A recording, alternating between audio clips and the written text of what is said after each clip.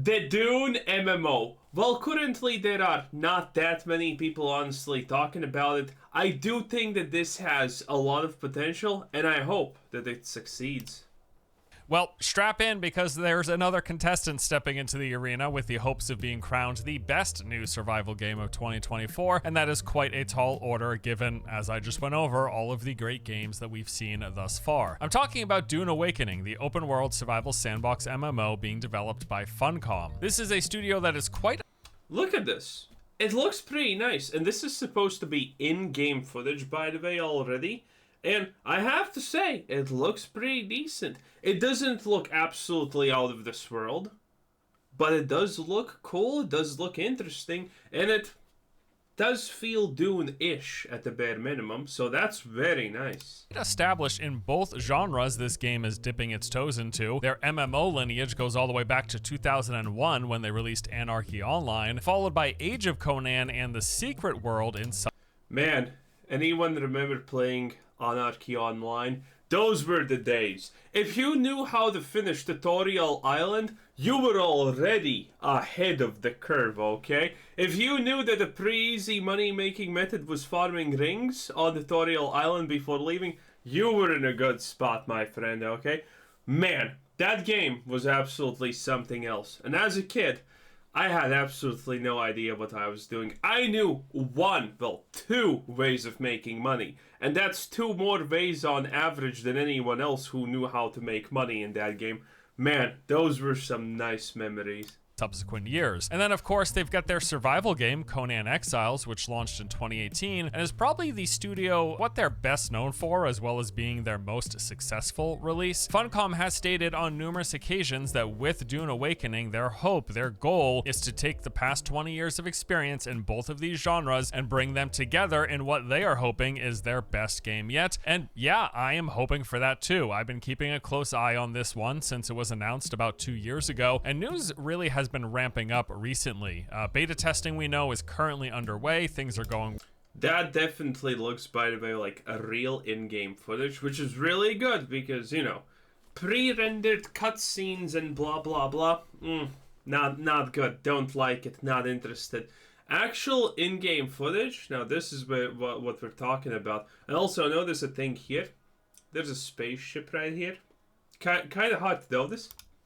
Well, at least according to the developer, and it looks like they are still on track to release the game later this year. On the surface, when you take a look at its features and planned content, Dune Awakening does sound like a pretty promising premise. Beyond the basics of what we have known and covered in prior videos, that's a spice explosion. Probably some kind of raid event in game, most likely something like that. They recently held a 30-minute showcase providing a whole lot more detail and some gameplay footage. They're describing this game as their take on survival in an open-world sandbox while harkening back to the days of traditional MMORPGs. For the survival elements, these will include the traditional beginnings of starting out with nothing and then venturing out to gather the things needed to survive. You'll be collecting water from plants and bodies to stave off thirst, keeping in the shade to reduce water consumption, avoiding or engaging with enemy NPCs as well as other players, collecting loot, and even taking shelter from its deadly sandstorms. Then of course You know what we don't really have in the survival genre of games like this, that are, you know, either multiplayer, online, or whatever? We don't have something where you have the ability to get stronger, but at the end of the day, you still want to avoid enemies because they're just that's stronger. Every time that we have a game like this, it just follows a curve of you starting at zero and everything just ganks up on you until you make some weapons, find some stuff, and then you start taking them out. I want a game where the danger never passes. You can get stronger, but at the end of the day, a sandworm is still gonna always eat you and stuff like that. That would be insane. Is going to be crafting. You'll be gathering resources, various forms of stone, plants, and metals, which you will then use to build up an arsenal of weapons, gear, clothing. There's base building and even vehicle construction. You'll go through the typical survival loop, starting out with nothing, gathering the basic resources to craft basic tools, then build basic crafting stations, which lets you progress into the next tier to gather better resources to craft better tools, so on and so on and so on. As for the game's MMO elements, well, for one, they've said that servers will be supporting up to thousands of players simultaneously, and will feature endgame that's centered around this large-scale combat with groups of players split into various factions, all fighting for resources in what they are calling all-out ground and air warfare, combined arms, similar to what you see in games like Battlefield or PlanetSide. That's really good. PlanetSide was a good experience when, the actual engagements happen. Sadly, PlanetSide did have the problem of it being mostly you're just running around trying to get to the engagement. So, it is what it is.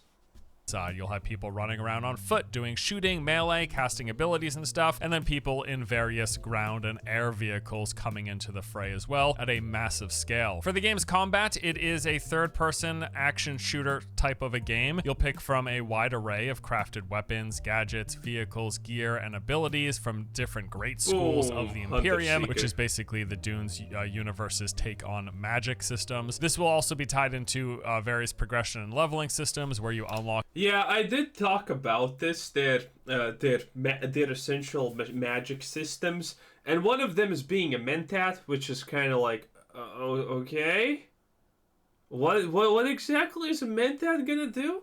Calculate something really big? Seems strange, Seems strange.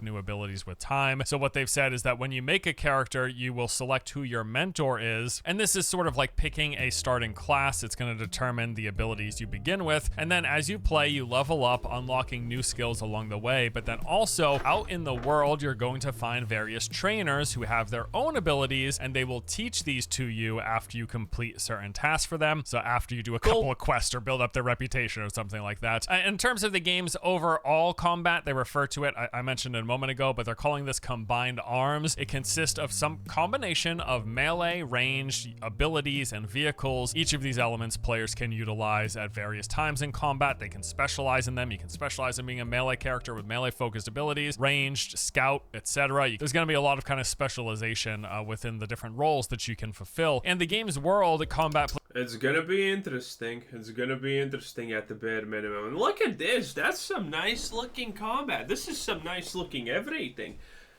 There's gonna be a lot of melee combat. Technically, range combat should be kind of inefficient, but then again, it's a game, so they can probably balance the idea of range combat versus people who choose to not have shields.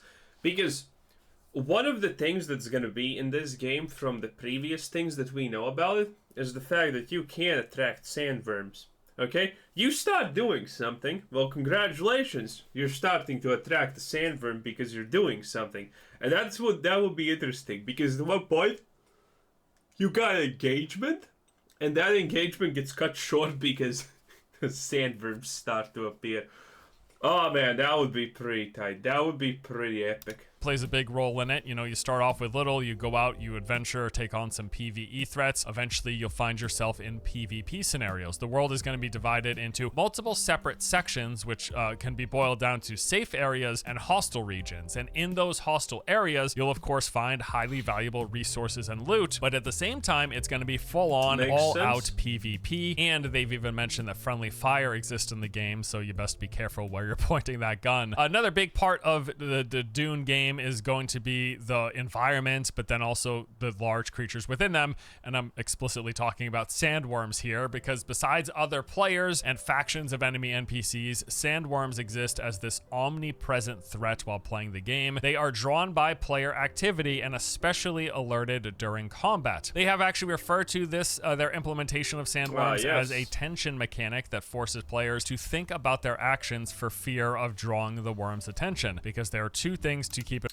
I think it's a pretty good mechanic, even though it's probably going to be slightly annoying at this time, but I think it's a great mechanic.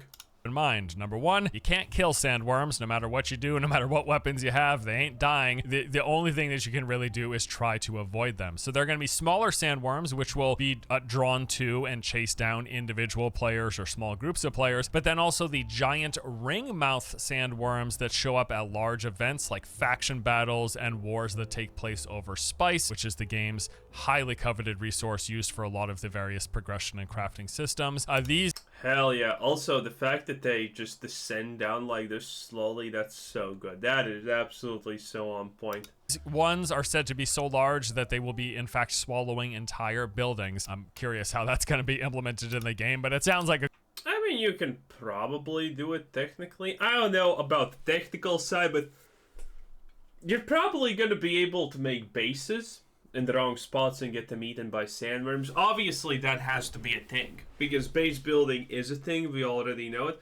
So there needs to be some other risk than just players.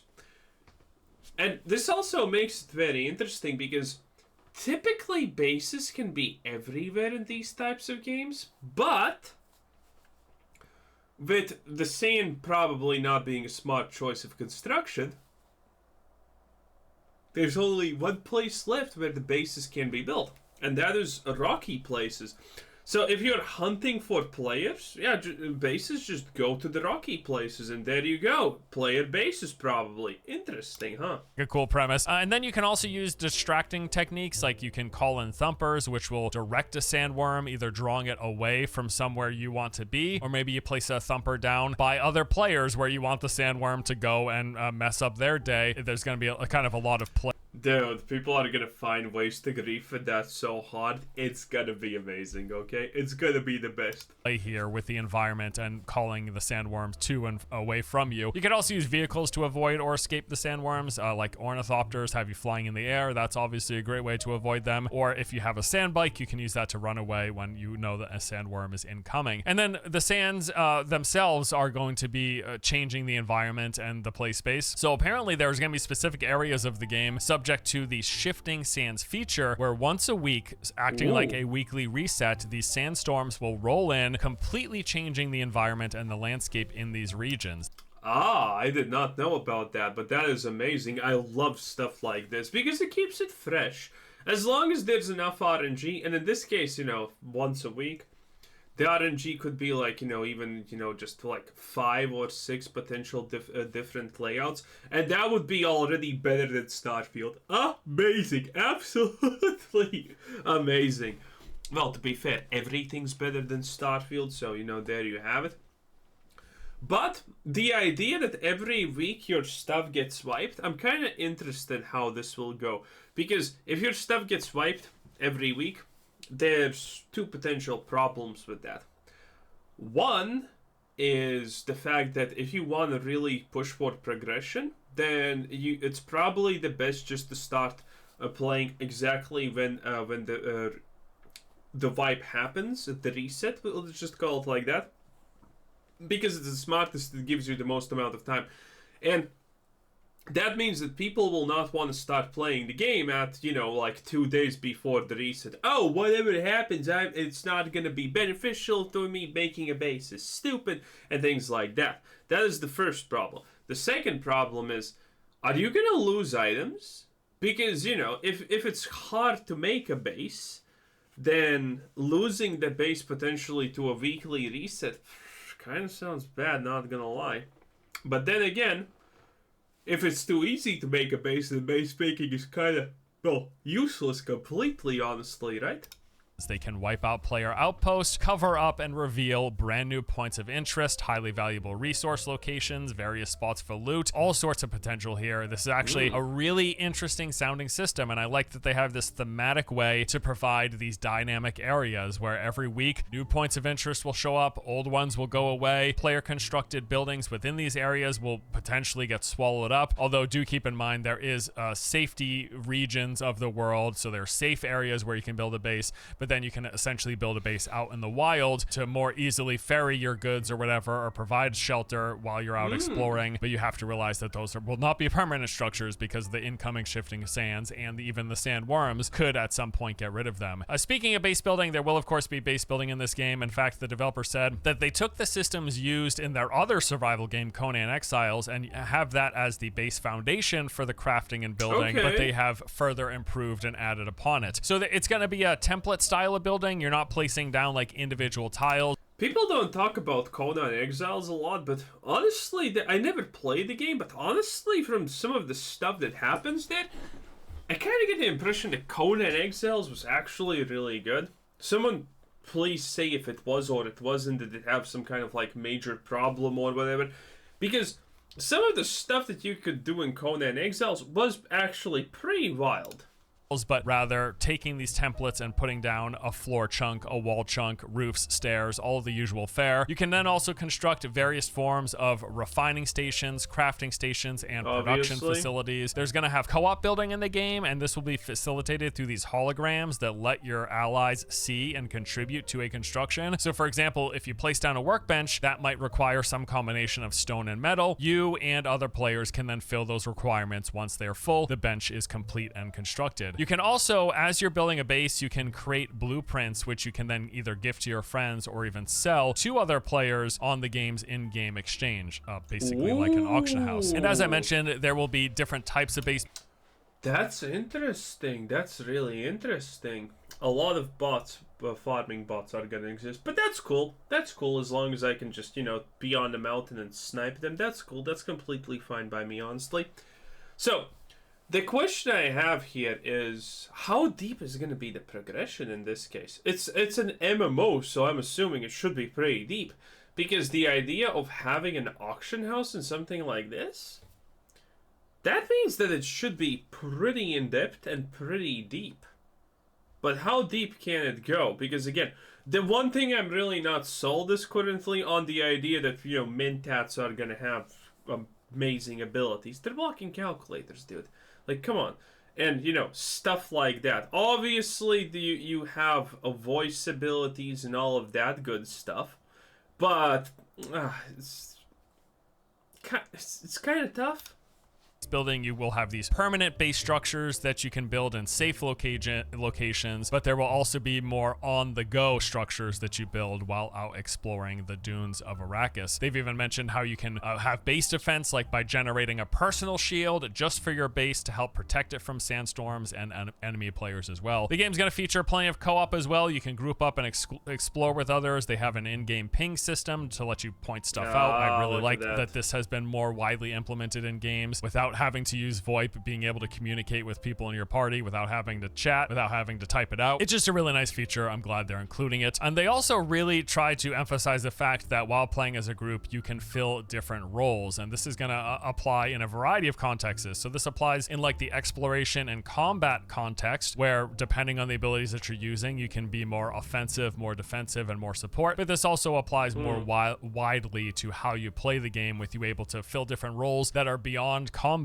or beyond just gathering resources and doing the general survival loop, and I'll touch on that in a little bit. They also say they have a journey system and a system of contracts, which basically just sound like variations of questing, of different tasks that you can complete for various resources. Well, yeah, obviously if it's a MMO, then you kind of need all of that stuff. Man, it's really hard to actually establish what even a survival MMO is, because keep in mind, Hell's Divers 2 is a survival game, but so is Palworld. That is not comparing apples to oranges. That is comparing grapes to watermelons, okay? But it's still the survival genre. So this is why I hate, honestly, when the game is called survival or an MMO or blah blah blah. That doesn't explain anything to me, honestly. What do you mean? experience, reputation gain, and they have mentioned that they are going to make sure to try to fulfill various types of content for both small groups, individual players, and then large-scale guild-focused activities and content. Politics are going to play a big role as well, as the game's overarching goal. The big thing that's focused here is this ongoing war between two factions, and at some point in progression, you as a player will pick which side, which faction you want to fight for, and then you're going to partake in missions for that faction, working your way up the ranks with the opportunity to take a position of power for the most dedicated players. That sounds like a high warlord grind or something like that. You're just going to be grinding up the ranks for reputation, and there are going to be some top spots, although they have not yet clarified from what I've saw what that unlocks access to, other than maybe a title. Maybe there's more, but we just don't know. I just don't know as of yet. And then also they spent part of this presentation just talking a bit about the game's visuals. I gotta say, looks a lot better than what we saw in the early days. It definitely seems like through development they have progressed quite a bit on the visual front. They spoke a bit about some of the... I mean, if you ask me, that still doesn't look like exactly the type of lighting that I would like. Look at this. A little bit too much. A little too much saturation, I feel like there's currently happening here. Is this a diamond or what is this? And I know, yes, there are some rare situations where it is like that in real life. It's like, okay, come on. It's not gonna be like that always. This is a little bit too much there, Chief. So, you know, it's not perfect, but work in progress. And I mean, we clearly can see some improvements, right? Front. They spoke a bit about some of the technical advantages that the Unreal Engine 5 gives them to try to make the game look really good. A lot of the same stuff that you hear pretty much from any developer using Unreal Engine 5, but they just recapped by saying, hey, Lumen is here to create natural looking lighting. This looks especially great indoors and even in player crafted buildings. And then of course Nanite, which breaks down high quality assets into lower poly versions based on player distance, rather than all the extra work that developers used to have to do to create these level of detail models, making different versions of all the game's assets depending on how far away the player was to them. So great features, great tech in UE5. Let's devs make games that look good from what we're seeing in this most recent showcase. Yeah, if you missed that when Unreal 5 engine came out, this is what was one of the big talking points about it, because it just makes such a smoother experience and better experience. So yeah, that's a big deal. That's actually a big thing and a big deal. Yeah, I think Dune Awakening looks pretty darn good. Now, towards the end of the event, they also released a new gameplay trailer, which had quite a few clips showcasing some of these in-game features and content. So we saw the intro, the basic survival start, where players begin with nothing and then go out scavenging for resources. We saw one of those small sandworms emerging from the dunes and then chasing the player. We got some... I love the idea that that's small. Well, technically, yeah, it is small, but you know, still. Great examples of crafting, with a player building a suit of armor, placing down pieces of a base, and even constructing crafting stations. There were a few shots of some ground and air vehicles on display. We saw traversal systems with players climbing the side of the mountain, which looked cool. There were some high-tech gadgets on display. We saw air combat with an ornithopter. We saw a little bit of magic use, such as these players levitating, combined with a few quick combat clips. There was also a moment in the trailer where one large, what looked to be like a guild base being constructed, and then finally players scouting out one of these in-progress large-scale combined arms battles taking place. You see like little players running around with their guns. You see ground and air vehicles all combined with explosions. Kind of cool, kind of cool. And shooting and tracer rounds and abilities. I mean, if done right and if it runs well and if it plays well, that's a really cool, the idea of getting like a battlefield or a planet side inside of a survival sandbox MMO sounds great if they can actually deliver on the tech, on having gameplay that feels good and making sure it doesn't run like total garbage. If they can do that, that sounds really good. Most notably from the trailer, it did feature what looked to be a close representation of the Dune film's main actor, but not close enough for them to have to pay a beard. Any of the likeness rights. It's just like, get like the... Dude, that's the classic thing, by the way. If you're wondering why this happens while you're playing, I don't know, for example, a Marvel game or something like that, and you're like, wait, this does not look like, you know, Robert Downey Jr.'s Iron Man. What gives?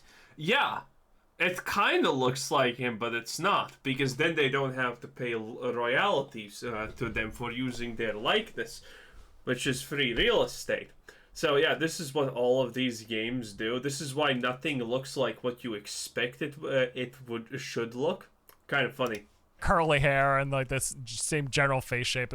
I just thought it was kind of funny. Now, following this, we also saw an interview released with PC Gamer where Dune Awakening's creative director discussed how they're pulling a lot of inspiration from old school MMORPGs. He said that Star Wars Galaxies was a huge inspiration for us. That is the style of MMO we really like, the old sandboxy MMOs. Then World of Warcraft came out and everyone copied that for a few years. Yeah, just a few years, or still do. But a lot of us are old school MMO players. Funcom's been around for a while, even made one of the original.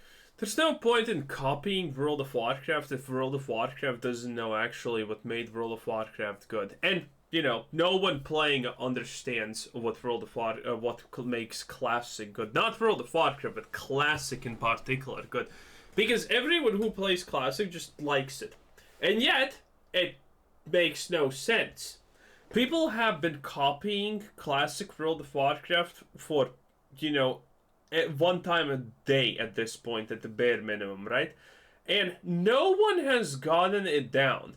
Sure, I can tell you a bunch of things that I think makes Classic good, and then you can say a bunch of things that you think makes Classic good, and chances are we're gonna actually overlay each other, and our opinions are gonna match. But when you take that and put it into a game outside of Classic, it somehow doesn't work exactly. How is that possible? I don't know. Well, I actually do know. It's just because we have no idea what makes Classic classic, you know? What makes Classic good? We can give suggestions, but we don't know. So copying a game doesn't necessarily mean success, by the way, in a lot of ways. With Anarchy Online. Well, complicated things. If we're talking about something like Vampire Survivals, which is a great game, it got copied by a million different other games at this point, and all of those games did better, because there it's very clear what actually makes it interesting. But, you know, for something like as complex as World of Warcraft, good luck just copying it, chief. You're gonna get burned. After that, he went on to talk about the fact that a lot of the old school MMO design then kind of splintered off into other genres in the post-WoW era. And this is he's on point here. He said the crafting part of MMOs became survival games with smaller private servers. MOBAs were like the MMO PvP mini games back in the day. The survival elements are a different kind of funnel into the game. At least that's the way I think about it. But I don't know. I think PvP is dead in MOBAs. Well, not MOBAs, but in something like World of Warcraft, PvP is just dead. It's played by a minority, no one cares about it, it cannot be balanced, it's a shit show. Don't think they're miles apart. We like that concept that this is where survival games are. They are the sandbox break-off. God, this just looks so good though. Off of MMOs, and we can bring that back. And yeah, I mean, in my opinion, he is spot on here with this idea that what was once a part of a larger combination of features that we saw included in many of the in the early MMORPGs. A lot of that got spun off into different genres over the years, because after the success of WoW, it seems pretty much every subsequent MMO, with but a few exceptions, has kind of followed along that theme park formula that Blizzard helped bring in. Yeah, I don't think that's gonna work out. Anyway, that was Force Gaming. Good job, Force, yet again. I'm kind of hopeful for Dune, because Anarchy Online, if it's made by the same people who made that, I think it's gonna be good. If it has the same ideas, but it's a little bit more easier to understand what's happening, and it's a little bit more streamlined and modernized, I think it would be great. I honestly think a game like Anarchy Online getting remade in the current day, faithfully, but you know, slightly modernized, could do potentially amazingly. But, you know, that's just speculation. Maybe not. Maybe not. Who knows? Who knows?